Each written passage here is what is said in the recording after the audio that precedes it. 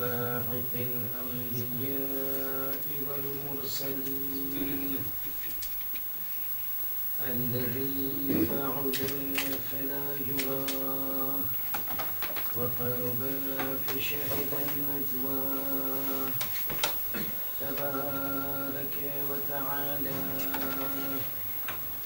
ثم الصلاة والسلام والتحية والإكرام على خاتم النبيين وسيد المرسلين وشفيع المذنبين الرسول المؤيد والنبي الممجد المصطفى الأمجد أبي القاسم محمد اللهم صل على محمد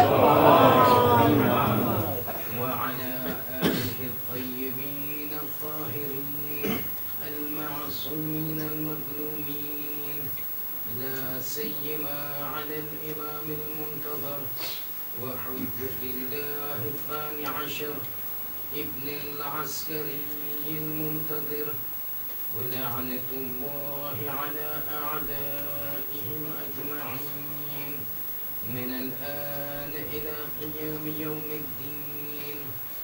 أما بعد فإن الله الصادق العليم قال في كتابه الكريم القرآن الحكيم بسم الله الرحمن الرحيم بقية الله خير لكم إن كنتم مؤمنين. سلام. اللهم صل على محمد وآل محمد.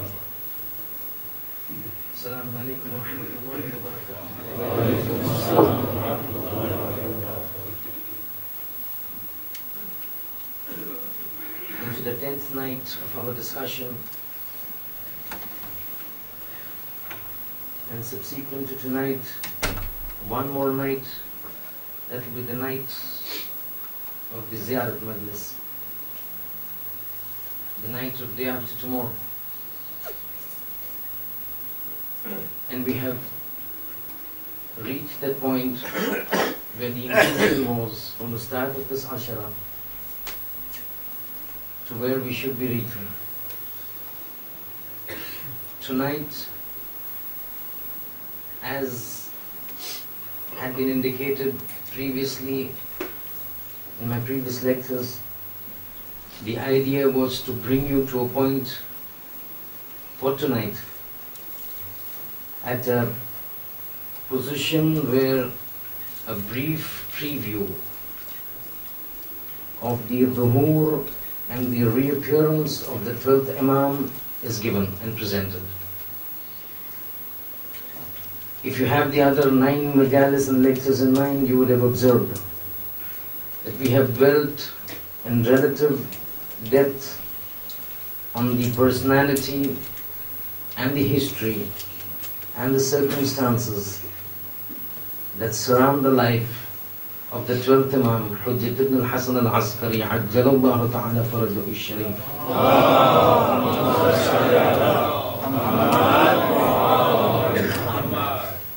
And we have been going through a series of a progressive route from the time before the 12th Imam was born and the life history of the 11th Imam and the circumstances prevailing at that time, and then moving towards the birth and then the repeated mention of the divine intervention and the divine procedures that were adopted or made available to the 12th Imam in order so that he would be coming into this earth, which starts off with his mother, Hazrat Narjis, and then towards his own birth. The divine nature, the divine hand, very visible. And then you continue to take it forward, and again the divine nature at work was easily seen, very perceptible, at the time when the enemies of the Ahlul Bayt endeavored to silence or to switch off this nur and the light of God. But as Allah says in the Quran, وَاللَّهُ مُتَمِّمُ نُورِهِ وَلَوْ كَرِهَ. Whoever wishes, whether it is the kafirin, whether it is the mushrikeen, whether it is those who are Muslims but still not receptive to this ruling of God, however much they might try to switch off and push off and put off this light of Allah subhanahu wa ta'ala, Allahum mutammimu nuri, He will make sure this light remains illuminated.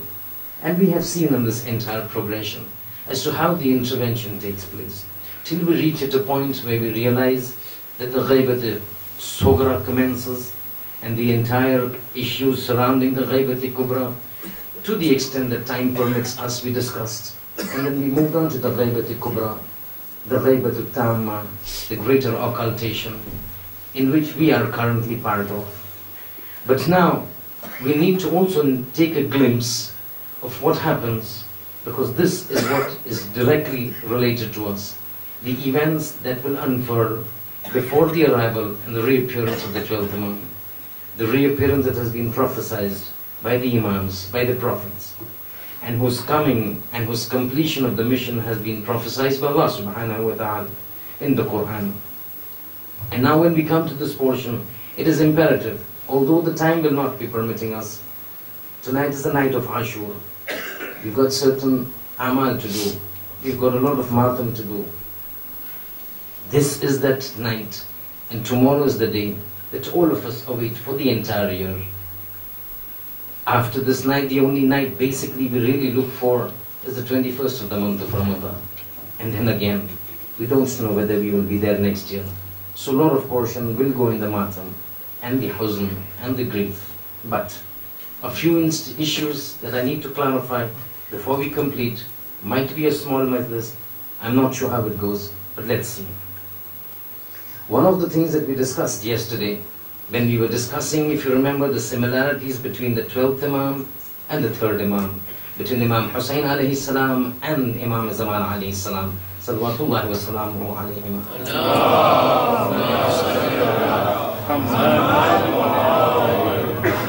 In discussing the these similarities of these two Imams, one of the things, if you remember, we mentioned was the fact that the slogan of the 12th Imam, when he comes, when he gathers his army, when he begins his expedition to cleanse this earth of the polluted individuals and the polluted regimes that have imposed inequality, persecution, tyranny upon this earth, the slogan that they would take, and as I mentioned, they had a slogan. Every mission has a slogan. The slogan of the mission of the 12th Imam would be Ya Latharat al-Hussein, oh, the avengement of the blood of Hussein alayhi salam. Now, this is one point that I want to, it's a very delicate point.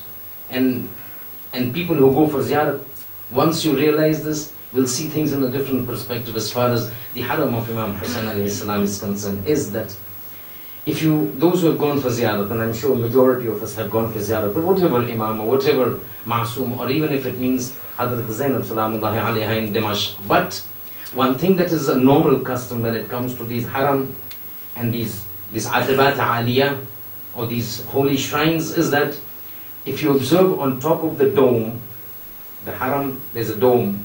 Outside you can see from far.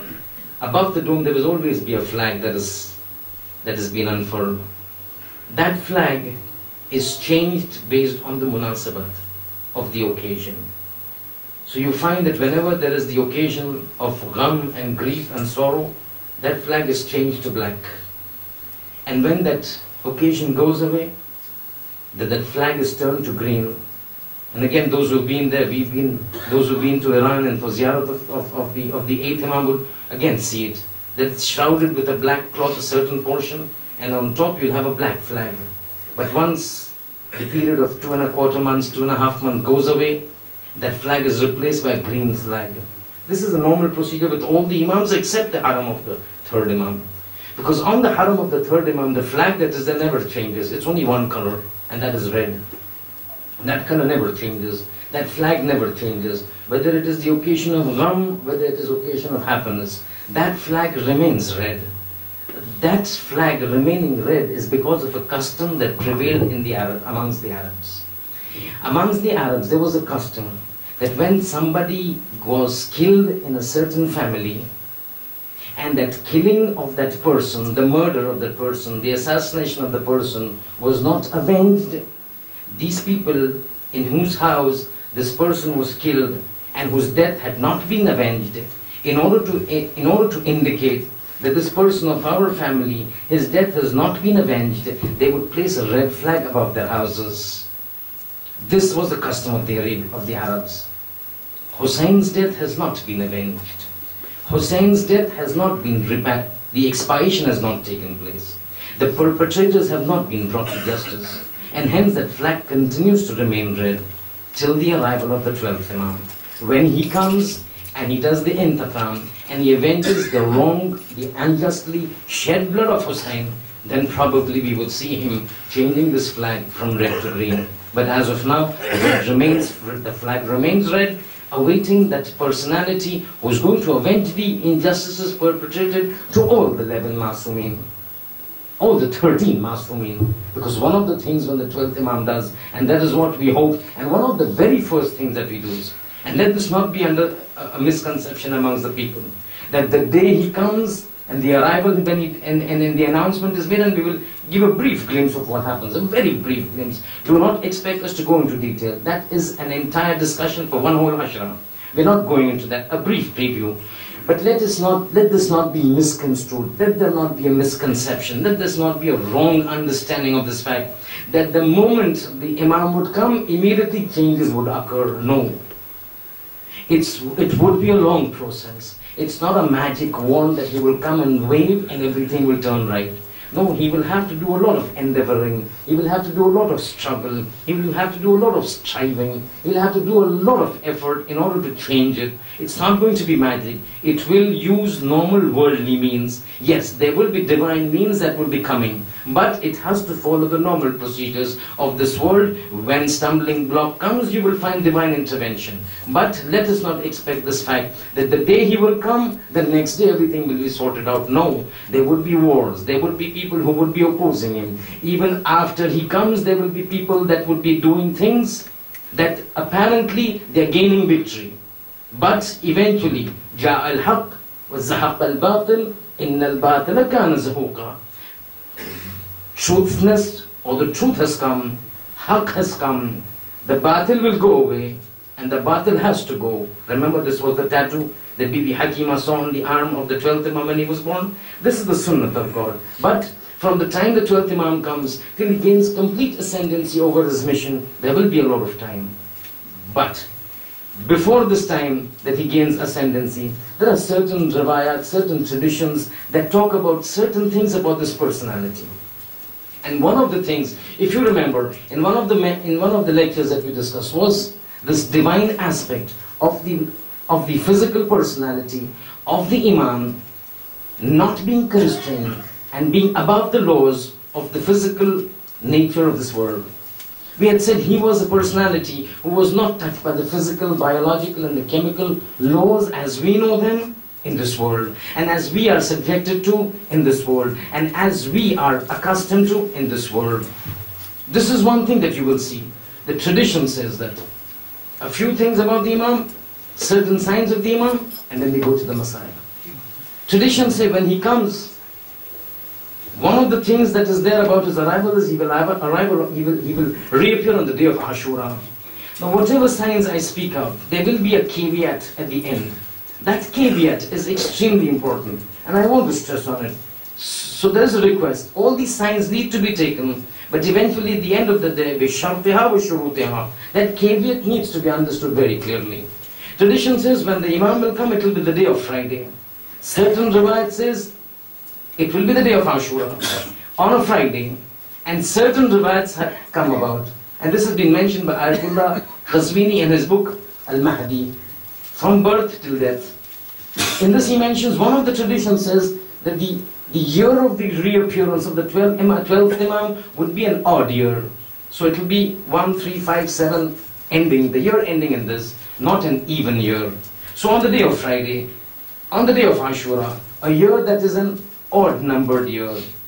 Tradition says when he reappears, the reappearance will take place, the announcement, the official manifestation will take place in Masjid al-Haram, in Masjid al-Haram, near the Kaaba. Rabbi says he will reappear, he will announce his reappearance, or rather his reappearance would be announced between the Rukn and the Maqam Ibrahim and the Holy Kaaba.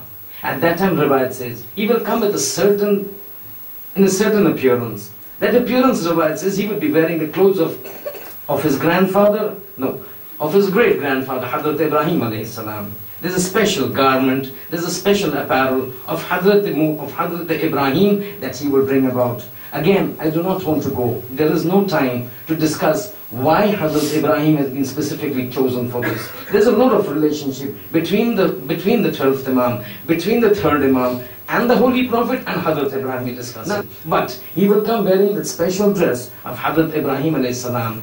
On top of that, there will be a special cloth that Hazrat Ismail used to keep with him. Now I don't know, the Riwayat does not say what kind of dress is this, when was Hazrat Ismail using this dress. We have no idea, there is no need to go into detail. This suffice to understand, he will wear that special dress of Hazrat Ibrahim, he will carry with him that special apparel of Hazrat Ismail, and at that time, when he reappears, Riwayat says he will be shaded by a cloud would shade him from the sunlight, and from within the clouds, when he reappears, a voice will call out, O people, O mankind, this is the Mahdi, this is the Khalifa of Allah. He has reappeared, all of you join him and follow him.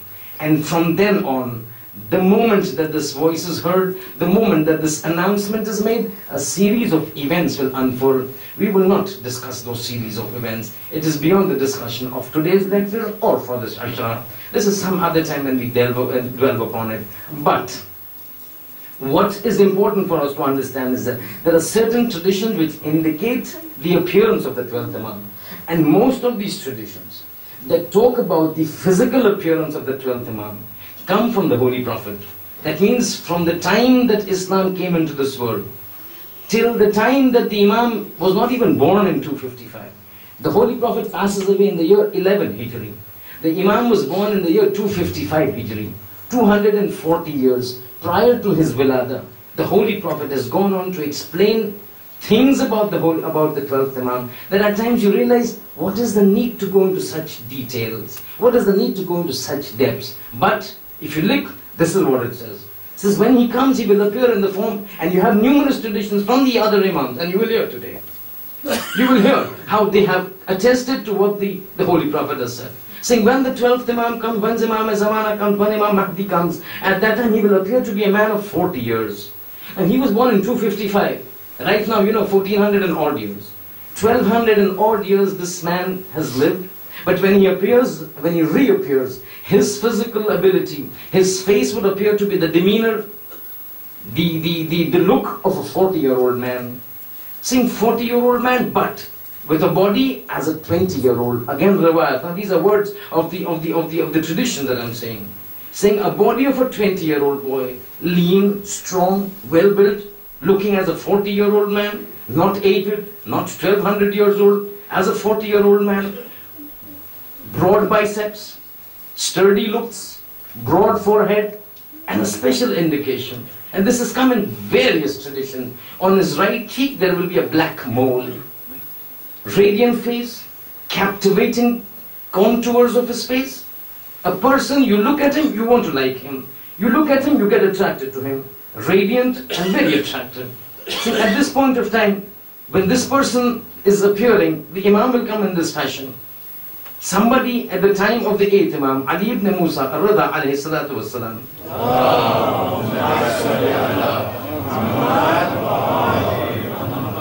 comes to the 8th Imam and asks the 8th Imam. Now this is the 8th Imam, sir. A Ravi comes and asks the 8th Imam, what are the signs of this man that you say is Al-Qaim? They were talking about the 8th Imam. The 8th Imam was born in the year 148 Hijri. In 148 Hijri that he was born, he died in 203 Hijri.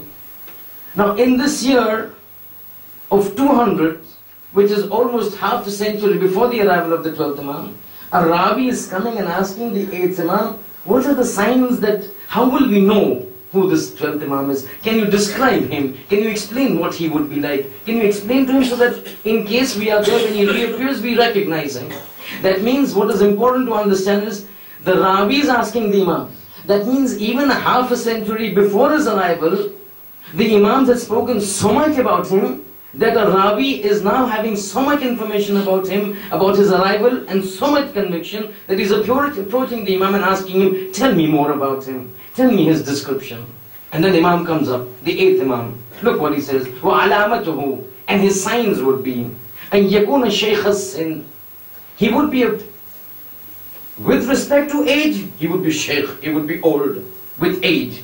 If you look in terms of age, 1200 years is old, 60 years we consider old, 65 we consider old, 1200 is old.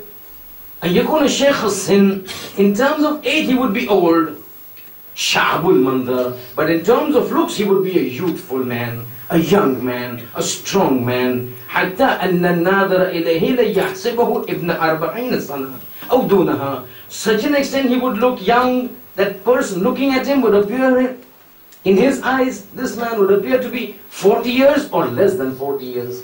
Now 40 years and less than 40 years is a position when the aql is at its peak. A person is fully developed, he's got the maturity, he's got the seasoning, he's seen the world, he's got the experience, indicative of the fact that when he comes, he'll be fully matured. As a person who's young, but at the same time experienced and matured and seasoned. حتى أن الناظر إليه ليحسبه ابن 40 سنة. He would be considered as 40 years or دونها. وإن من علاماته. And he says, but this is not restricted to only the time when he comes. He says, for 1200 years, odd years, or whatever that he is going to be now. We don't know. Now it is 1200. It could be another 1200 years. We don't know. But whenever he comes, he will look at for 40 years of age. But this is not only when he comes. Even after he comes, look at what this 8th Imam is saying. وَأَنَّ مِنْ عَلَامَاتِهِ أَنْ لَا يَحْرُمْ بِمُرُورِ الْأَيَّامِ وَاللَّيَالِي حَتَّى يَأْتِيَ أَجَلُهُ. This man, when he comes, he will not be touched by the passing of the days and the nights. He will not be affected by age. He will not be affected by time. وَإِنَّهُ لَا يَحْرُمْ. He will not age. He will continue to look at 40 years. And again, I don't want to talk about how many years he will be alive in this world. It would go into an entirely different discussion. And if I don't explain that, you will go away from this place confused, more in need of clarification than having been clarified. But traditions are there that when he comes, he will be here for a long time. Imam says, even when he comes back after so many years, he will appear 40. After his reappearance, till the time he dies, he will still appear to be 40. La yahrum. He will not age. The signs of age, the signs of passing of time will not affect him. He will continue to be above the laws of physics and biology and chemistry as we know them today in our physical world. And it is this reason, if you remember in one of the lectures, we had mentioned that one of the problems that we will have, and one of the problems that we will face when this 12th Imam comes, despite the fact, and regardless of the fact that we keep praying, Allahumma ajil li waliyikal faraj, Allahumma ajil li waliyikal faraj, oh Allah, hasten the reappearance of the 12th Imam. Oh Allah, send him quickly. Oh Allah, send him quickly. We want him. He will solve our problems.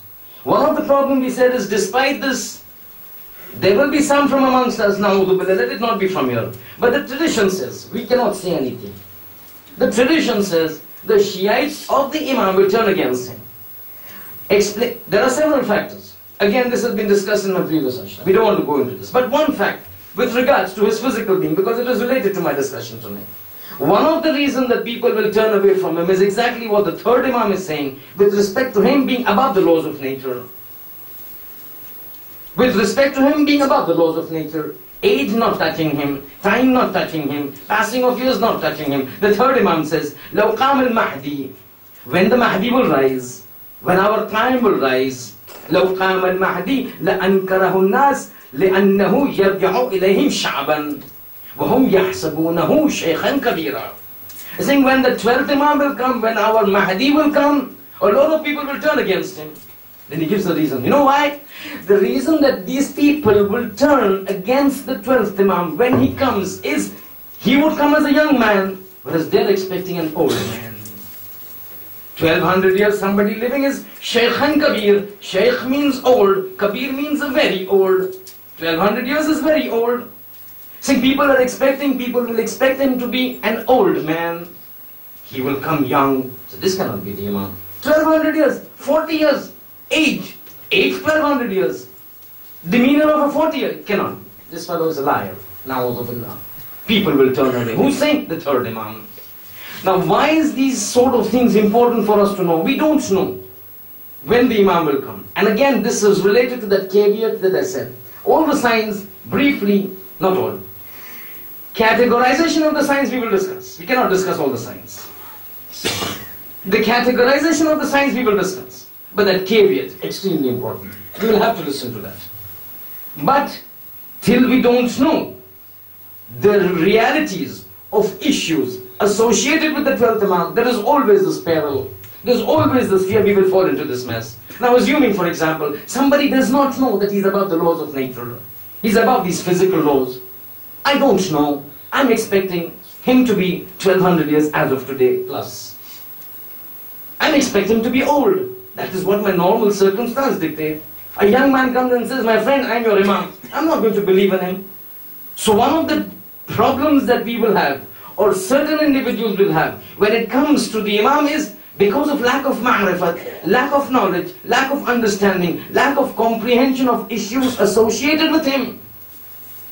They will think he's following the normal route, but he's not following the normal route. We've indicated numerous times, there's divine play when it is associated with the 12th Imam. Somebody who does not know this will not know that he's not bound by nature, and he's bound to reject him. So one of the first things that we need to do is, after we finish this ashara, is to make sure that we keep our knowledge up to date as much as possible, get the ma'rifat of the Imam, so that when such issues come, we don't fall into peril just because we don't know certain issues associated with the Imam. But as I said, when this Imam will come, he will not come suddenly. He will not come suddenly. Now I know this sentence of mine is in direct and stark contradiction to one statement that I mentioned last time, yesterday, last night, when I was discussing the letter, the tawqiyah of the 12th Imam to Sheikh Mufid. In that one of the sentence was, Faj'atan, we will come baghtatan wa faj'atan, ya fuj'atan, we will come suddenly. Last night Imam writes, I will come suddenly. Tonight I am saying, he will not come suddenly. There is no contradiction. When we say he will come suddenly, his reappearance will be sudden. It will not be said, hello Jamaat of Peterborough, be careful, on Sunday next at so and so time I'm going to come in the mosque. It's not going to be that way. So the announcement will be all of a sudden. However, his arrival will still in one way not be sudden, because the traditions have indicated certain signs and certain alamat that would give us a good indication, not the final indication, a good indication as to when the Imam could possibly appear. Again, be careful about my words, don't put words into my mouth, don't misconstrue me, and don't interpret things according to one's own understanding. Nobody knows the arrival and the reappearance of the 12th Imam. And you heard that sentence which the Imam wrote to the 4th Naib, إِنَّكَ مَيِّتٌ مَا بَيْنَكَ وَبَيْنَ سِتَّةِ أَيَّامٍ. 6 days later, after receiving this letter, you're going to die. After that, there will be a ghaibat tamma. The ghaibat kubra is finished. The ghaibat sugra is finished. The ghaibat kubra is going to start. There is going to be no representative. And then what did he say? Saying, فَلَا ظُهُورَ مِن بَعَدِهِ إِلَّا بِإِذْنِ اللَّهِ. It is only with the permission of Allah that now I will reappear. So even the Imam is waiting. Imam is waiting for a command from Allah when he should reappear. So we are not saying we will know exactly when he will come. Saying it gives us an understanding of how close we are to the time of reappearance. And these signs, if you were to look, and these are basically coming from the riwayat of the Ma'sumin. If you take these signs into consideration, you can classify these signs which indicate on the reappearance and the dhuhur of the 12th Imam into three categories. The first category consists of those signs which indicate the general circumstances that will be prevailing at the time when the 12th Imam comes. As with the murur of zaman, with the passing of time, this world goes more and more into corruption and decadence and pollution. It goes more and more into injustice, into tyranny, into oppression, into subjugation, the powerful overpowering the weak, the more rich overpowering the poor, and this sort of things. On a daily basis, this goes on increasing. This first category of verses indicate the circumstances that will prevail in the time when the 12th Imam will come. Now, this category of verses and the signs, not verses, this category of signs and the alamat and instances and events and indications have no direct bearing on the arrival of the Imam. They do not at any point indicate, even obscurely or vaguely, when the Imam will come. All that they say is that these incidences, situations would prevail when the 12th Imam would come. One of the top things that is repeatedly mentioned in all the books that talk about the arrival of the 12th Imam, whether it is the book of Sheikh Mufid al-Irshad, whether it is the Bihar al-Anwar, volume 52, or the various traditions of Sheikh Saduq that talk about the zuhur of the 12th Imam, one thing that is absolutely mentioned at the top, the signs that will be prevalent in the world when the Imam comes, is وَإِذَا أَمَاتِ النَّاسُ الصَّلَاةِ. A time will come when people will amat al-nas, the people will kill the prayers. This is one of the signs of Akhir Zaman. One of the things that will happen in Akhir Zaman, people will kill Salat. Now when people will kill Salat, this has two meanings. One, it includes those people who will not pray. Tariqus Salat that is there for the Tariqus Salat in the Thawab al-A'mal and Yaqab al-A'mal of Sheikh Saduq. It's something that needs to be discussed, but not now. This sentence, when the Imam is, when the Imam, the tradition says, the Akhir Zaman, one of the characteristics of this will be people will kill the Salat, means encompasses that group of people who don't pray. Fine, done. But it also includes the group of people who pray, saying who kill the prayers. This means that there are people who will pray, there are people who will offer Salat, but then they will do things that they will kill their Salat. This Friday we had this khutbah, and we explained that there are certain things that we do which benefit us, and at the same time we do things after that that destroy those things. As we mentioned, somebody recite Subhanallah walhamdulillah wa la ilaha illallah wallahu akbar, Allah creates for him a tree in paradise by his name. This is Sheikh's tree. But the same tree, the Imam said, the Holy Prophet says, will continue to grow except if you burnt it down. So even with the peril and the risk of repetition, I just want to explain this point. I will repeat this. Somebody comes and says, if that is the case, in a day we recite so many times, Subhanallah walhamdulillah, we should have so many trees. What does the Prophet say? He says this, yes, you have so many trees, except if you have not burned them down. So somebody says, how can you burn down a tree in paradise from here? Saying in the same way that you can create a tree in paradise from here, you can burn it down from here. Saying, how do you burn it down? He's saying, if you backbite a mu'min brother, one of the trees goes down. Every time you say Subhanallah, a tree comes up. Every time you backbite, the tree goes off. This is exactly the same way that Imam Zamana, when he comes, with this sort of a thing, that these signs and indications that take place are an indication that they will come. And one of the things is that people will offer the Salat, will kill their Salat. They will pray their Salat, but then they will do something that the Salat gets killed. Means what? Means you pray Salat, but you don't offer khums.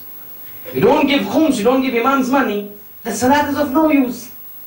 You pray Salat, people will pray Salat, but then they will go to casinos to gamble.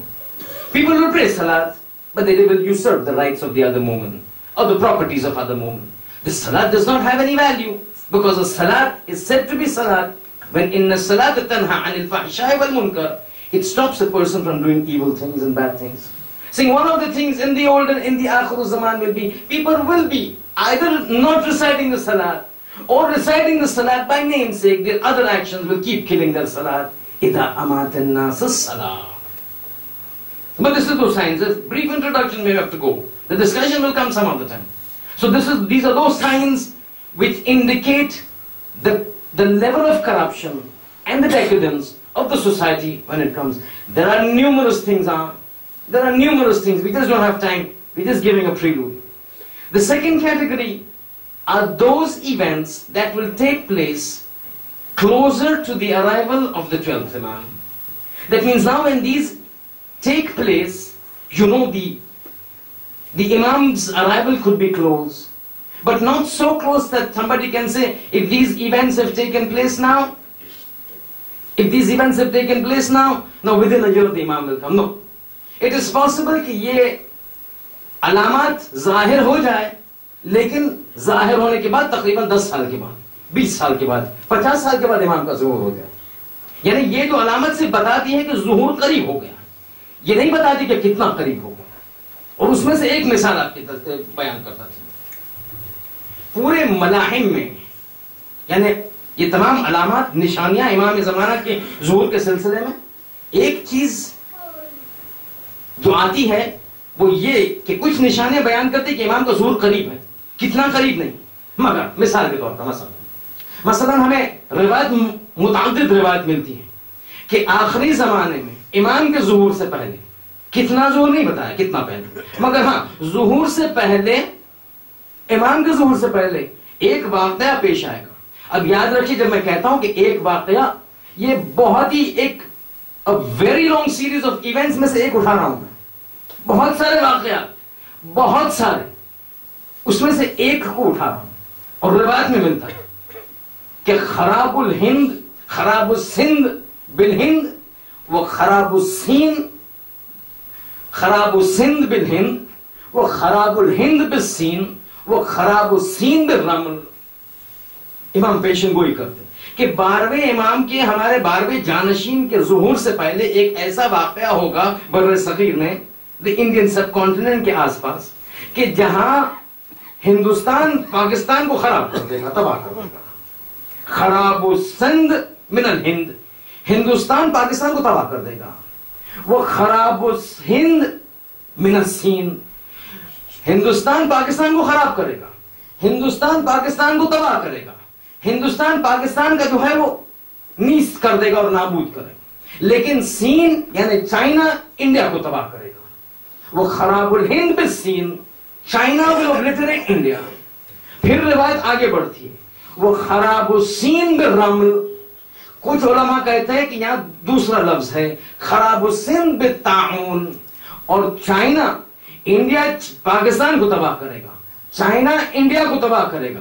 لیکن China کی تباہی کا بھی جو ہے وہ prophecy آ گئی ہے, چائنا کی تباہی کی بھی پیشن گوئی آ گئی ہے. چائنا کی تباہی کیسے ہوگی؟ وہ خراب السین بالرمل, رمل یعنی سینڈ.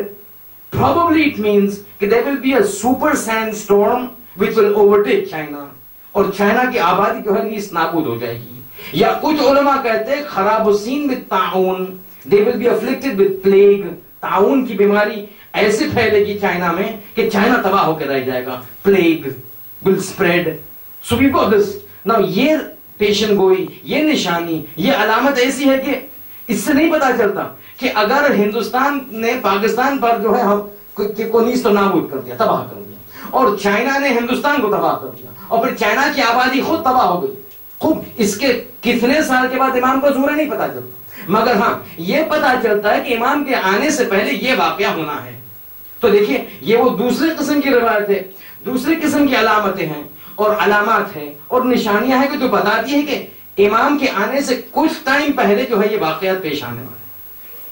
اب تیسری قسم کا گروہ یہ ہے, تو تیسری علامت اور نشانیاں یہ وہ بیان کرتی ہے کہ امام کے آنے کے سال میں یا امام کے آنے سے 1 سال پہلے واقعات پیش آئیں. یعنی اب یہ قریب الظہور, بہت ہی قریب, یعنی اتنا قریب کہ اگر یہ واقعات ہو جائے تو پھر سمجھ جائیے گا کہ جو ہے امام کا ظہور یا اس سال میں ہوگا یا آئندہ سال میں ہوگا. Very near, very close. Events occur and you take an understanding. Imam will either appear in the same year of this event having occurred or in the next subsequent year, very close, بہت نزدیک. یعنی ایک گمان ہو جاتا ہے کہ نہیں ابھی تو امام کا آنا بہت قریب ہو گیا ہے. اس میں اور یہ سلسلے میں دو روایتیں ہیں کہ یہ تیسری جو ہے قسم کہ امام کے ہونے سے بہت ہی نزدیک, بہت ہی قریب, اس کے دو گروہ ہیں. دیکھیے بہت ضروری ہے سب چیز سمجھنا. ایک وہ علامتیں ہیں کہ جو امام کے آنے سے بہت ہی عنقریب ظاہر ہوگی, مینیفیسٹ ہوگی, لیکن یہ علامتیں کو کہتے ہیں غیر قطعی, ہو بھی سکتی ہیں نہیں بھی ہو سکتی. یہ خدا کے ہاتھ ہے, ہو بھی سکتے ہیں ظاہر, نہیں بھی ہو سکتے. مثلا عام طور پہ جو یہ ایکلپس ہوتا ہے سولر اور لونر ایکلپس, اس کی ایک خصوصی تاریخ ہوتی ہے, اسپیشلی لونر منتھ کے حساب سے, قمری مہینے کے حساب سے. یہ وقوع کسوف اور خسوف یعنی solar eclipse and lunar eclipse, solar month lunar month کے حساب سے, ماہ قمری کے حساب سے ایک خصوصی پیٹرن فالو کرتا ہے کہ solar eclipse is always in the middle of in the end of the month اور lunar eclipse is always in the middle of the month. یہ نارمل سسٹم ہے. لیکن جب 12ویں امام کے ظہور کا وقت ہوگا تو کچھ روایتیں بتاتی ہے کہ ایسا ہوگا کہ یہ نظام جو ہے چینج ہو جائے گا. اب جو ہے سولر ایکلپس کہ جو and of the lunar month آتی ہے اور واقع ہوتی ہے, اب وہ مڈل آف دا منتھ ہوگی, اور لونر ایکلپس جو مڈل آف دا منتھ ہوتی تھی آخر میں آئیں گی. اور اس کے سلسلے میں 5ویں امام کی حدیث ہے, امام محمد باقر علیہ السلام کی حدیث. ایک رابعہ کے امام سے پوچھتا ہے کہ آخر زمانے کی کچھ علامتیں دکھائی. کہتے ہیں عنقریب جب میرا 12واں جانشین آنے والا ہوگا, ہمارا 12واں جانشین, تو اس کی ایک صفت یہ ہے, اس کی نشانی ایک یہ کہ جب سے حضرت آدم کی خلقت ہوئی اور خدا نے حضرت آدم کو خلق کیا, جو نظام ایکلپس کا تھا, solar eclipse end of the lunar month, lunar eclipse middle of the lunar month, lunar month تھا, be careful, I'm not talking about the solar month. ماہ قمری کے خورشید گرفتگی اور eclipse solar eclipse end of the month, lunar eclipse middle of the lunar month. جب آخری زمانہ آئے گا یہ ایوس ہو جائے گا. یعنی ایک وقت ایسے آئے گا کہ solar eclipse middle of the month, lunar eclipse end of the month. اور یہ ایسی حالت ہوگی کہ پھر 5ویں امام کہتے ہیں کہ تمام اسٹرونومرز کی کیلکولیشنز کو درہم ریکٹ ہو جائے, درہم حرام ہو جائے گا. سمجھ میں نہیں آئے گا کہ جب سے دنیا قائم تھی یہ نظام چلتا آ رہا تھا کہ قمری ماہ کا جو یہ سلسلہ تھا اچانک کیسے چینج ہوگا. تو 5ویں امام کہتے ہیں جب تم یہ دیکھو کہ یہ پورا نظام جو ایکلپس کا ہے تبدیل ہو گیا, چینج ہو گیا, اپوزٹ ہو گیا, سمجھ جانا اب میرے 12ویں کا جو ہے زور بہت قریب ہے. مگر یہ روایت, یہ علامت, یہ سائن غیر قطعی, ہو بھی سکتی ہے نہیں بھی نظر آ سکتی, خدا کے ہاتھ میں. مگر اسی کیٹیگری میں, اسی علامت کی کیٹیگری میں کہ جو بیان کرتی کہ اگر یہ نشانیاں نظر آ جائے تو بہت قریب ہے امام زمانہ کا ظہور. اس میں کچھ علامتیں, کچھ نشانیاں ایسی ہے کہ جس کو قطعی کہا جاتا ہے. یعنی یقیناً کچھ بھی ہو جائے, خدا کی مشیت اور خدا کا قانون اور خدا کا جو ہے کمانڈ یہ ہے کہ میرے آخری حجت کے ظہور سے پہلے یہ چیز کو تو واقع ہونی ہی ہے, اور ہونی تو ہونی ہے, ایسے ہونی ہے کہ اس واقعے کے ہونے کے بعد میرے 12ویں حجت کا ظہور بہت ہی قریب, ویری کلوز. اور جو قطعی طور پہ ہر چیز شاید ہو یا نہ ہو, مگر ایک چیز جو قطعی ہے کہ جو بتاتی ہے کہ امام کا ظہور بہت ہی قریب ہے, وہ خروج سفیانی. اب سفیانی یعنی اپرائزنگ آف سفیانی, سفیانی ایک آدمی کا نام, وہ جو ہے خروج کرے گا خاور میانے سے, from the Middle East. We just can't talk about سفیانی. اگر صرف سفیانی کے بارے میں مجھے بات کرنا ہے تو مجھے شاید 2 مجلس لگے. صرف سفیانی کون ہے, اس کا پروسیجر کیسے ہوگا اور کیا واقعات پیش آئے گے, تقریباً 1.5 سے 2 مجلس کا موضوع ہے.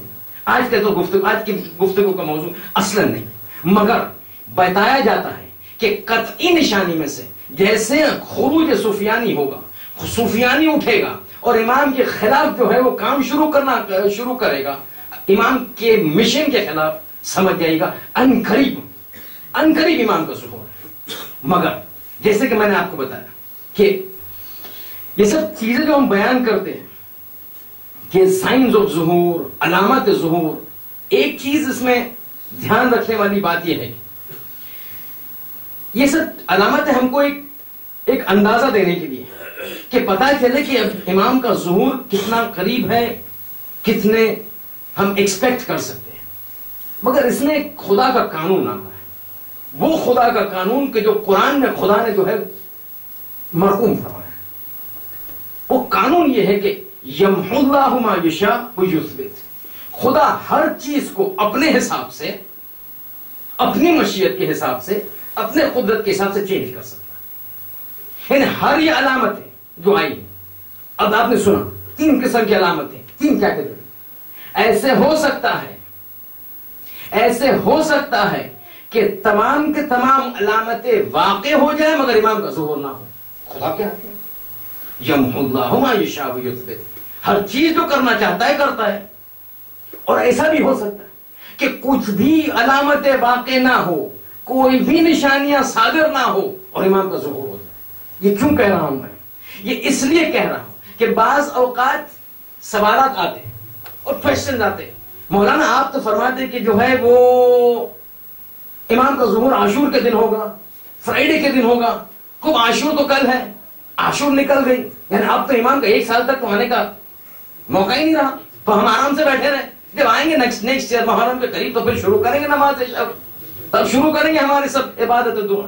یہ پرابلم، یہی پرابلم ہے یہاں۔ جو مسئلہ یہ ہے کہ ہم اتنے علاماتوں کو امپورٹنس دیتے ہیں کہ پھر وہ خدا کی مشیت کو ہم بھول جاتے ہیں کہ خدا ہر چیز کو کرنا چاہتا ہے، کر سکتا ہے۔ اور اسی کے سلسلے میں کہا کہ بعض اوقات نشانیاں واقع ہوگی، امام نہیں آئیں گے۔ یہ بعض اوقات کوئی علامتیں نہیں ظاہر ہوگی، اچانک امام کا ظہور ہو جائے گا، مگر ضروری نہیں۔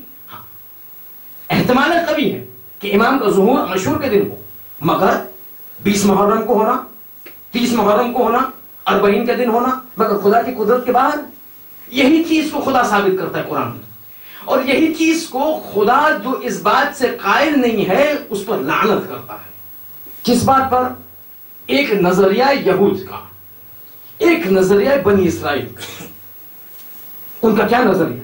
ان کا نظریہ یہ ہے یہود کا کہ ایک خدا ہے، مسبب الاسباب ہے، قدرت رکھتا ہے، قادر ہے، سب سے قدرت مند ہے۔ لیکن یہود کا نظریہ یہ، قرآن سے میں بتا رہا ہوں، یہود کا نظریہ یہ ہے کہ ایک مرتبہ اگر خدا کسی چیز کو آرڈین کر دے اور کمانڈ کر دے کہ بھائی یہ ہونا ہے، بس پھر وہ پتھر کی لکیر، اب اس کو کوئی تبدیل نہیں کر سکتا، حتیٰ خدا خود تبدیل نہیں کر سکتا، حتیٰ خدا خود تبدیل نہیں کر سکتا۔ قرآن میں خدا وقالت الیہود ید اللہ مغلولہ، خدا کے ہاتھ بندھے ہوئے۔ ایک مرتبہ اس نے کوئی ڈیسائیڈ کر لیا، اب وہ چینج نہیں کر سکتا، خود خدا نہیں چینج کر سکتا۔ اگر خدا نے طے فرمایا کہ شیخ کا انتقال اس سال میں ہونا ہے، اب شیخ کچھ بھی کر لے، حسین کتنے ہی صدقے نکال لے، اب خدا جو ہے اس کو چینج نہیں کرتا، اب خدا اس کو تبدیل نہیں کر سکتا۔ کچھ بھی شیخ کر لے، شیخ کو اس سال میں انتقال اس کا ہونا ہی ہونا۔ خدا کہتا ہے غلط بات ہے، یہ غلط عقیدہ ہے۔ ید اللہ مبسوطتان، خدا کے ہاتھ کھلے ہیں۔ قرآن کیا ہے؟ خدا کے ہاتھ بندھے نہیں ہیں۔ خدا تصمیم کر لیتا ہے، فیصلہ کرتا ہے، مگر اپنی حکمت کے حساب سے فیصلے کو تبدیل بھی کر سکتا ہے۔ لعنوا ما قالوا، یہ بات جو کہتے ہیں خدا کی لعنت ہو ان پر، نہیں سمجھ پائے خدا کی قدرت کو، کہتے ہیں کہ ایک مرتبہ خدا نے کوئی ڈیسیژن لے لیا تو تبدیل نہیں کر سکتا۔ یہ ہمارا عقیدہ نہیں ہے، قرآن کا عقیدہ نہیں ہے۔ خدا کہتا ہے ید اللہ مبسوطتان، خدا کے ہاتھ کھلے ہیں، اگر جو تصمیم کچھ فیصلہ کر لیا تو اس کے پاس اتنی قدرت ہے اور طاقت ہے کہ اپنے فیصلے کو تبدیل کر لے۔ تو یہ مسئلہ ہے۔ اب ایک مثال آپ کو دوں گا کہ بعض اوقات کچھ علامتیں ہمارے پاس ایسی آتی ہیں کہ وی ڈونٹ نو کہ اس علامت کے سلسلے میں اگر کوئی روایت آئی کہ یہ نشانی اگر جو واقع ہو جائے تو امام کا ظہور ہو جائے، interpretation of this علامت becomes difficult، تھوڑا کنفیوزنگ ہو گیا۔ Let me give an example۔ بعض اوقات روایت بتاتی ہے کہ اگر یہ چیز واقع ہو جائے تو امام کا ظہور نزدیک ہے. مگر مسئلہ یہاں ہوتا ہے کہ تاریخ میں اگر تو ہم غور کریں تو یہ مسئلہ جو روایت بتاتی ہے کہ اگر تو یہ واقع ہو جائے امام کا ظہور نزدیک، مگر یہ واقعات بہت بار واقع ہو چکے ہیں. مثال کے طور پر ایک بہت ہی کامن مثال، اور جو بھی جو ہے وہ ہسٹری کی کا مطالعہ کرتا ہے وہ یہ چیز کو فوراً درک کر رہا ہے. متعدد روایتوں میں اور متعدد ائمہ کے ذریعے سے ایک بات جو ثابت شدہ ہے آخر الزمان امام زمانہ کے ظہور سے پہلے، وہ یہ ہے کہ شہر بغداد کا تباہ ہونا ہے.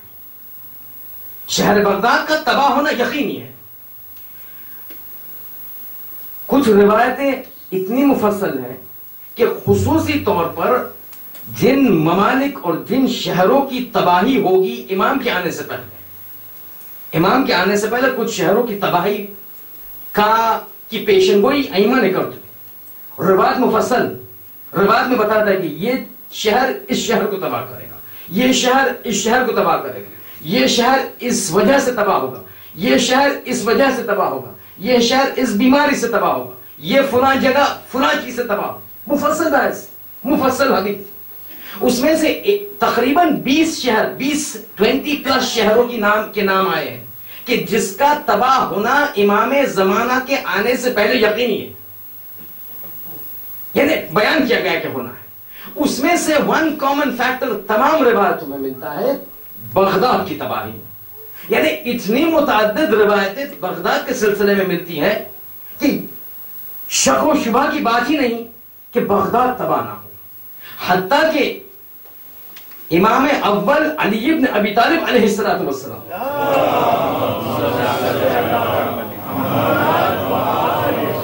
امام علی اپنے خطبات میں اس بات کو بیان کر چکے کہ بغداد کی تباہی لازم اینڈ irrefutable.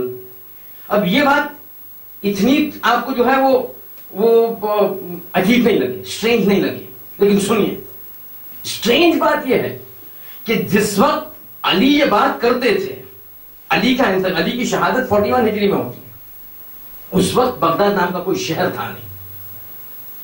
بغداد شہر ایک عنوان سے، شہر کے نام سے تھا ہی نہیں. بغداد بنا بغداد شہر کے عنوان سے تاسیس پایا کبھی منصور دوانی کے ٹائم پہ. بعض روایت بیان کرتی 132 ہجری میں بغداد شہر کو منصور دوانی یا بنی العباس کے ایک خلیفہ، اکثر طور پہ کہتے ہیں منصور دوانی، بنی العباس کے خلیفہ 132 ہجری میں بغداد کو بغداد بناتے ہیں. 132 ہجری میں امام کی شہادت 41 ہجری. تقریباً 100 سال پہلے امام نے شہر کے بنیاد ہونے سے پہلے، بنا ہونے سے پہلے پیشن گوئی کر دی. ایک شہر ہوگا بغداد، وہ بغداد بنی العباس کے خلیفہ کا جو ہے کیپٹل بنے گا، اور یہ شہر ایسا ہوگا کہ اس کی تباہی میرے جانشین کے آنے سے پہلے یقینی طور پر. خوب سمجھ گئے بغداد کا تباہ ہونا. مگر بغداد کی تباہی میں پرابلم یہ ہے کہ امام تو کہہ چکے امام کے آنے سے پہلے، 12ویں امام کے آنے سے پہلے امام نے کہا 12ویں امام کے آنے سے پہلے بغداد کی تباہی، یعنی جب بغداد تباہ ہو تو سمجھ جانا میرے بیٹے کے آنے کا ظہور کے وقت قریب آ چکا ہے. خوب، لیکن جب ہم ہسٹری میں مطالعہ کرتے تو متعدد موقع پر بغداد تباہ ہو. اب آپ ہی نے سنا جب میں بیان کر چکا تھا اب ایک مجلس میں کہ بنی العباس خلیفے، جب بنی العباس کی حکومت سرنگوں ہوئی تو ہم نے بتایا کس نے کی؟ ہلاکو خان نے. سب سے پہلا حملہ کہاں ہوا؟ بغداد میں، بغداد کو تباہ کیا. خوب، اگر تو بغداد کو تباہ کرنا ایک علامت ظہور امامت، امام کا ظہور ہو جانا چاہیے. اب گلف وار ہوئی، گلف وار میں بغداد تباہ ہوا مگر امام کا ظہور نہیں ہوا. یہ مسئلہ ہے.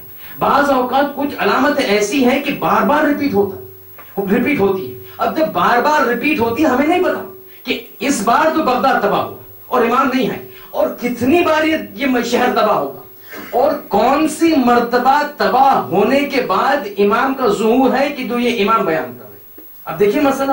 تو اگر کچھ علامتیں ہم دیکھیں، پریشانی یہ ہوتی کہ بھائی بغداد تباہ ہونا ہے، تباہ تو ہو چکا، امام نہیں آیا، یعنی اور ایک تباہی باقی.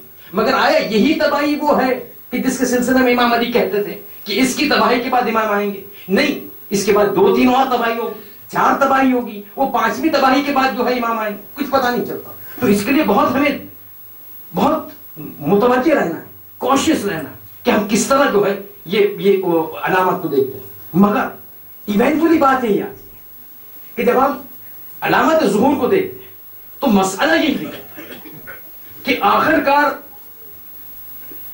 ایک سب سے بڑا پہلو انتقام خون حسین. یہ تو ہمیں ایک آئیڈیا اور انکلینیشن دیتا ہے کہ ہم اپنے آپ کو جو ہے پریپیئر کر سکیں تاکہ جب امام آئے تو امام کو ہم امام کی پذیرائی کر سکیں، امام کو ایکسپٹ کر سکیں. ایسے نہ ہو، یہ ایسا نہ ہو کہ امام آئے اور ہم امام سے کہ آپ کیوں آئے. روایت بتاتی ہے افراد جائیں گے امام کے پاس اور امام سے کہیں گے ہم کیوں خدا کے پاس دعا کرتے تھے کہ آپ کی تاجیل، آپ کی زبور میں تاجیل، آپ غیبت کے پردے میں رہتے تو اچھا رہتا. یہ تو آ کے آپ نے درد سر بڑھا دیا. یہ تکلیف ہے، خطرہ ہے ہمارے لیے، روایتوں میں ملتا ہے. مگر انسپریشن یہ مشن کا ہوتا امام زمانہ کربلا اور کربلا کا مسئلہ ایک عجیب ہے کہ ایک شاید یہ واحد ایک ایسی جنگ ہوگی کہ آپ دیکھیں گے کہ ہر سن و سال کے لوگ اس میں جو ہے وہ شریک ہو.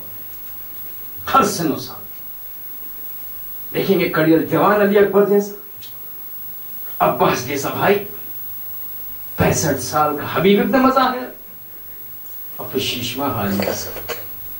آج تو علی اصغر کا ماتم ہے، عجب شخصیت ہے علی اصغر. علی اصغر نے وہ کام کر دیا کہ شاید عباس اور علی اکبر نہ کر سکے، جو انقلاب برپا کیا علی اصغر نے. یہ عباس بھی نہیں کر سکے، علی اکبر بھی نہیں کر سکے. اور یہ جو ہم کہتے ہیں نا کہ 72 گھنٹوں کی جو ہے پیاس، یہ کہنے کے لیے بہت آسان ہے، مگر اگر آپ تصور کریں کہ 72 گھنٹے کس کو کہتے ہیں اور کس جگہ، لندن کے 5 ڈگری اور 7 ڈگری کے ٹیمپریچر نہیں، یہ وہ ٹیمپریچر ہے کہ اگر آپ دانا زمین پر ڈالیں تو بھون جائے، پانی رکھے تو بخار ہو جائے. یہ گرمی کی حالت، 72 گھنٹے کی پیاس. شب عاشور کا واقعہ سنیے، پھر آپ درک کر سکیں گے کہ اصغر کی پیاس نے کس کو کہا. آدھی رات کا وقت، سب اپنے اپنے خیمے میں، زینب اپنے خیمے میں بیٹھی ہے. آدھی رات، شب عاشور. ایک مرتبہ ایسے محسوس ہوا کہ خیمے کے دروازے پر، خیمے کے در پر کوئی آ کر کھڑا ہے. کون؟ زینب پوچھتی ہے. دروازہ پردہ ہٹا اور کون آیا؟ اصغر کی ماں ربا.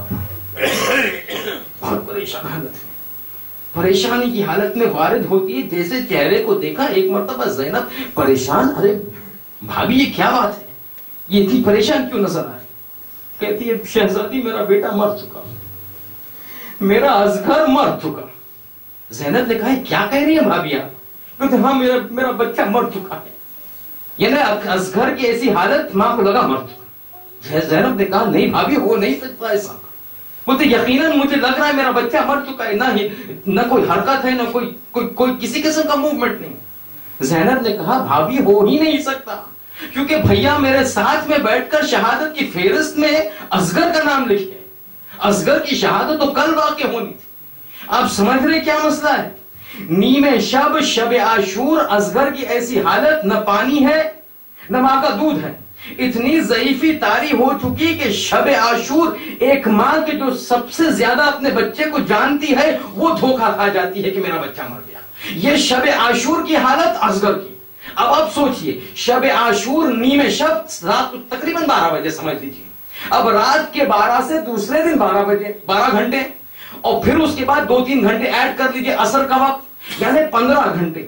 15 گھنٹے پہلے اصغر کی ایسی حالت کہ ماں خود دھوکہ کھا جائے کہ میرا بیٹا مر چکا. 15 گھنٹوں کے بعد اصغر کی کیا حالت ہوگی، اصغر کی کیا کیفیت ہوگی، آپ تصور کریں. مگر ایک مرتبہ جنگ چھڑ گئی، جنگ شروع ہو گئی، ایک کے بعد ایک سب جانے لگے. ایک ایسا وقت آیا کہ پھر اب حسین کے پاس کوئی چارہ نہ رہا الا کہ استغاثہ کی آواز بلند کرے. ایک مرتبہ مقتل میں جاتے ہیں، دائیں دیکھا کوئی نظر نہیں آیا، بائیں دیکھا کوئی نظر نہیں آیا. ایک مرتبہ استغاثہ کی آواز بلند کرتے ہیں مگر یہاں جب حسین نے استغاثہ کی آواز بلند کی، 3 جملوں سے استغاثہ کی. استغاثہ کا مطلب مدد کے لیے پکارنا، 3 جملوں سے مدد کے لیے پکارنا. پہلی مرتبہ جب پکارا تو ایسا جملہ تھا کہ نصرت مانگ رہے تھے. حل من ناصر ینصرنا، ارے کوئی ہے کوئی ناصر کہ جو ہماری نصرت کر سکے؟ کوئی جواب نہیں آیا. دوسرا جملہ پناہ کے لیے مانگا. حل من مغیث یغیثنا، آیا کوئی پناہ دینے والا ہے کہ جو ہم کو پناہ دے سکے؟ کوئی جواب نہیں آیا. اصغر خیمے میں ہے، اصغر خیمے میں ہے. جب تک یہ 2 جملے سنے کچھ نہیں کہا، مگر جیسے تیسرا جملہ کہا حل من ذاب بن یذوق بحرم رسول اللہ، ارے کوئی ہے کہ جو زینب کی چادر کی حفاظت کر سکے؟ ارے بچہ سمجھ گیا میرا باپ مرنے والا ہے. ایک مرتبہ گہوارے سے اپنے آپ کو گرا دیتا ہے، گہوارے سے گرایا. ایک مرتبہ خیمے میں کوہرام برپا ہو گیا. ارے زینب بڑی اونچی آواز سے رونے لگی. وہ بقت پہ صوتن عالن، بڑی بڑی آواز سے زور سے زینب رونے لگی. یہ حسین کے کانوں میں گئی. حسین خیمے میں آتے ہیں. ارے زینب یہ کیا بات ہے، کیوں رو رہی ہوں؟ کہا آقا جیسے اپنے استغاثہ کی آواز بلند کی، اصغر اپنے آپ کو جھولے سے گرا دیا. تو حسین نے کہا مجھے پتا ہے، مجھے پتا ہے، یہ مجھے یاد دلا رہا ہے کہ اے میرے آقا ایک اور مجاہد باقی ہے، مگر یہ مجاہد ولو ننھا ہو لیکن ایسا کام کرے گا کہ عباس اور علی اکبر افتخار کریں گے. ایک مرتبہ کہا ذرا مجھے میرے اصغر کو دو، شاید میں باہر جا کے حجت تمام کروں، اس کے لیے پانی لے آؤں. یہ جملے کو ذرا سنبھال کے رکھیے گا. حسین کہتے ذرا مجھے دیجیے پانی لے آؤں اصغر کے. ایک مرتبہ اصغر کو دیا گیا حسین کے ہاتھ میں. جیسے حسین پلٹے جانے کے لیے کہ رباب کی آواز آئی، آقا ذرا رک جائیے، آقا ذرا ٹھہر جائیے. حسین مڑتے ہیں. رباب کیا بات ہے؟ رباب نے کہا آقا ذرا مجھے اصغر کو میرا حوالے کریے، ایک لمحے کے لیے حوالے کریے. حسین پریشان، کیا بات ہے؟ ہاتھ میں دیا اصغر کو رباب کے ہاتھ میں دیا. رباب ایک مرتبہ خیمے کے کونے میں جاتی ہے، ایک لمحے کے لیے اصغر کے بالوں میں کنگھا کرتی ہے، آستینوں کو پلٹتی ہے، کمر پہ رومال باندھتی ہے. اب لے آ کر حسین کو دیتی. آقا میرا بیٹا مجاہد ہو گیا، جہاد کرنے جا رہا ہے نا، مجاہد کی شکل میں جانا ہے. ایک مرتبہ حسین نے اصغر کو لیا، خیمے کے باہر گئے. اب وہ مجھے گفتگو نہیں کرنی. ایک مرتبہ مخاطب کیا یزیدی فوج سے، کوئی رسپانس نہیں آیا. پھر بے بچے کو زمین پر رکھا، پھر کوئی رسپانس نہیں آیا. بس ابھی ایک بار یہاں میں رکوں گا اور ایک ہسٹری کا ایک مسئلہ بیان کروں گا، ایک ہسٹری کا ایک واقعہ بیان کروں گا، ایک ہسٹری کا پہلو. یہ رباب جو ہے، آپ پتہ ہے کون ہے رباب؟ رباب جو ہے وہ سیدانی نہیں، رباب امرؤ القیس کی بیٹی ہے، اور امرؤ القیس عرب کا سب سے ماہر تیر انداز. لوگ کہتے ہیں، تاریخ کہتی ہے کہ اتنا ماہر تھا تیر اندازی میں کہ اگر نشانے پر تیر مارنا ہو اور آنکھوں پر پٹی ہو تو بھی تیر نشانے پر جا کر. امرؤ القیس کی بیٹی رباب، اور تنہا بیٹی، ایک ہی فرزند اور ایک ہی بچی. اب یہ سب سے ماہر تیر انداز عرب کا اپنی تیر اندازی کا سارا فن رباب کو بیان کر چکا، سب رباب کو سکھا. اب رباب ایک ماہر تیر انداز ہے. اب آپ نے یہ سن چکے، باہر آئیے. حسین نے اپنے حجت کو تمام کیا، کوئی رسپانس نہیں آیا. اصغر کو زمین پر رکھا، اگر تم مجھ سے دشمنی ہے تو میرے بچے کو پانی پلا دو. کوئی رسپانس نہیں آیا. ایک مرتبہ اصغر کو ہاتھوں میں اٹھایا، ہاتھوں میں اٹھا کر کہتے اے میرے بیٹے، تو حجت خدا کا بیٹا ہے، تو حجت خدا کا پوتا ہے، اپنی حجت کو تمام کر ان لوگوں پر. ارے کہنا تھا کہ ایک مرتبہ اصغر نے سوکھی زبان کو سوکھے ہونٹوں پر پھیرانا شروع کیا.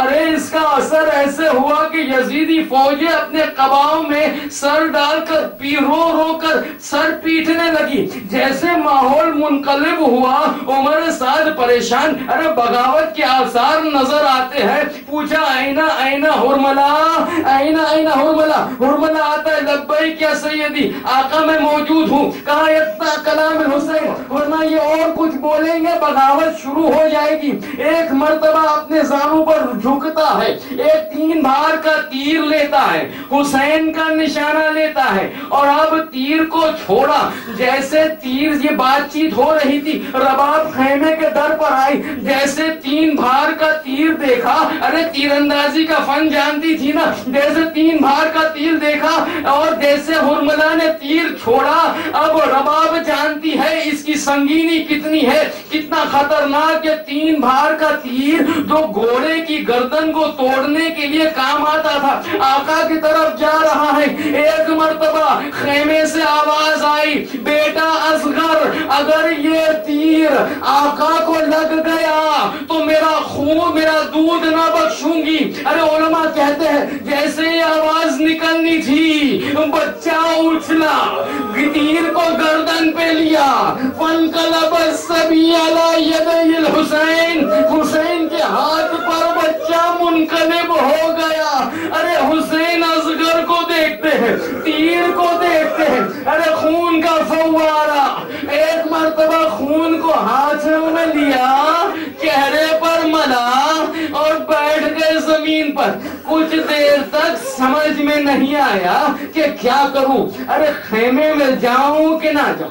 ایک مرتبہ اصغر کے لاشے کو ہاتھوں میں اٹھایا، اصغر کے لاشے کو ہاتھوں میں اٹھایا، سوچا رباب کے پاس لے جاؤ. گئے، پھر کچھ سوچا، کچھ ذہن میں فکر آئی اور پھر پلٹ آئے. کل عاشور میں اب اعمال عاشور کریں گے نا، 7 مرتبہ آگے اور پیچھے انا للہ و انا الیہ راجعون. یہ بس اسی چیز کی علامت ہے کہ جو حسین نے اصغر کے جنازے کو ہاتھ میں لے کر کبھی چاہا خیمے میں جائے، کبھی چاہا لوٹ آئے، مگر ایک مرتبہ جب 7 مرتبہ ہو گئے تو ایک مرتبہ ہمت کو تھاما، کمر کو کسا، ربا خیمے کے پاس آئے اور ایک جملہ کہتے. بس مصائب تمام. کچھ جملے سن لیجئے، انشاءاللہ کلیجہ پھٹ جائے گا. ارے آج شب عاشور ہے، حسین کو اصغر کا پرسہ دینا ہے. اب اصغر کا پرسہ آج نہ دیا تو اگلے سال نہ پتا زندہ ہے نہ ہے. ایک مرتبہ حسین اصغر کے لاشے کو خیمے کے پاس لاتے ہیں اور ایک جملہ کہتے ہیں، رباب اپنے مجاہد کو لے لو، رباب اپنے مجاہد کو لے لو. جیسے یہ جملہ سننا تھا، آپ کو پتا ہے نا جب حسین اصغر کو لے کر گئے تھے تو کیا کہا تھا؟ کہا تھا کہ میں شاید اصغر کو پانی پلا کر لے آؤں. اب جب خیمے کے پاس آئے اور کہا اے رباب اپنے مجاہد کو لے لو، اس سے پہلے کہ رباب نکلتی ایک 3 سالہ بچی خیمے سے دوڑتی ہوئی نکلی اور باہر نکل کر سکینہ نے ایک مرتبہ حسین کے دامن کو پکڑا اور ایک جملہ کہا، بابا اصغر پیارا تھا نا اسی لیے پانی پلا لائے، سکینہ پیاسی رہ گئی. ارے ایک مرتبہ دامن پلٹا، اصغر کو دیکھا، اب بچی نے کچھ نہ کہا. ایک مرتبہ پلٹتی ہے، خیمے میں جاتی ہے، اماں میرا بھیا مارا گیا، یہاں سے تیر وہاں سے نکلا، گلا چھد گیا، اصغر چلا گیا. انا للہ و انا الیہ راجعون، رضا بقضائہ و تسلیما لامرہ، الا ولعنۃ اللہ علی